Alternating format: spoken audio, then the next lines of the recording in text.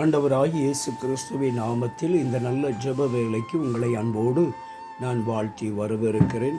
கர்த்தர் உங்களை ஆசீர்வதிப்பதற்கு மிகவும் ஆவலோடும் பிரியமாகவும் இருக்கிறார். ஆண்டவரை நீங்கள் நோக்கி பாருங்கள், எசப்பா என்று கூப்பிட்டு பாருங்கள். நிச்சயமாக உங்கள் வாழ்க்கையில் அவர் கடந்து வருவார். உலகத்தில் எவ்வளவோ மனுஷனை கூப்பிட்டு ஏமாந்துட்டீங்க, வருத்தப்பட்டுட்டீங்க, கவலைப்பட்டிருக்கீங்க. அந்த மனுஷர்களெல்லாம் கைவிட்டிருக்கிறாங்க. ஒருவேளை அநேக நேரங்களில் நம்மை நாமே நம்பி ஏமாந்துருக்கிறோம், நம்ம பலத்தை நம்பி ஏமாந்துருக்கிறோம். இன்றைக்கி அப்படி இல்லை. ஆண்டவரை நம்பி கூப்பிடுவோம். கர்த்தர் ஆசீர்வதிப்பார். உங்கள் வீட்டையில் ஆசீர்வதிப்பார். பாருங்கள், இந்த வேத வசனம் சொல்லுகிறது.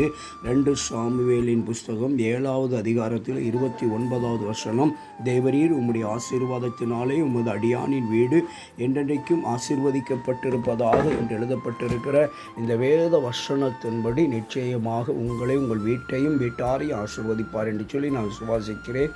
பாருங்கள், ஜெபிப்போம். கிருபை நிறைந்த பரிசுத்தமுள்ள பரலோக பிதாவே, இந்த வேளையில் என்னோடு கூட இணைந்திருக்கிறவங்க அன்பு பிள்ளைகளுடைய வாழ்க்கையில் ஆண்டவரே ஒரு ஆசீர்வாதத்தை கட்டளையிடுங்கப்பா, சமாதானத்தை கட்டளையிடுங்க ஆண்டவரே, விடுதலையை கட்டளையிடுங்க ஆண்டவரே. அப்பா, உம்முடைய பிள்ளைகளுடைய வீடுகள் ஆசீர்வாதமாக இருப்பதாக, அவங்க வீட்டுக்குள்ளே சமாதானம் இருப்பதாக, குடும்பத்துக்குள்ளே சமாதானம் இருப்பதாக, உம்முடைய ஆசீர்வாதம் நிறைந்திருக்கட்டும் அப்பா, உம்முடைய பாதுகாப்பு நிறைந்திருக்கட்டும் ஆண்டவரே. அற்புதம் செய்யுங்கப்பா, அதிசயங்களை செய்யுங்க ஆண்டவரே. உங்கள் கண்ணீர்கள் மாறட்டும் ஐயா, வேதனை மாறட்டும் அப்பா, துக்கம் மாறட்டும் ஆண்டவரே. போதும் ஆண்டவரே, கஷ்டப்பட்டது போதும், வேதனைப்பட்டது போதும், துக்கப்பட்டது போதும், அவமானப்பட்டது போதும் ஆண்டவரே. எப்படியாவது ஒரு ஆசீர்வாதத்தை அவங்க வீட்டிற்குள்ளே கட்டளையிடுவீராக. இந்த வேத வசனத்தின்படி உங்களுடைய அடியானின் வீடு ஆண்டவரே என்றென்றைக்கு ஆசீர்வதிக்கப்பட்டிருப்பதாக என்று சொல்ல, வேத வாக்கியத்தின்படி உங்கள் பிள்ளையுடைய வீடும் வீட்டாரும் ஆண்டவரை என்றென்றைக்கு ஆசீர்வதிக்கப்பட்டிருப்பார்கள். தேவனாகி கர்த்தர் ஒரு அற்புதம் செய்யுங்கப்பா, அதிசயங்களை செய்யுங்க. உங்கள் பிள்ளைகளை ஆசீர்வதிங்க ஆண்டவரே. அற்புதம் செய்யுங்க, அதிசயங்களை செய்யுங்க, நன்மையை செய்யுங்கப்பா. எப்படியாவது விடுதலை கொடுத்து கண்ணீரை துடைப்பீராக.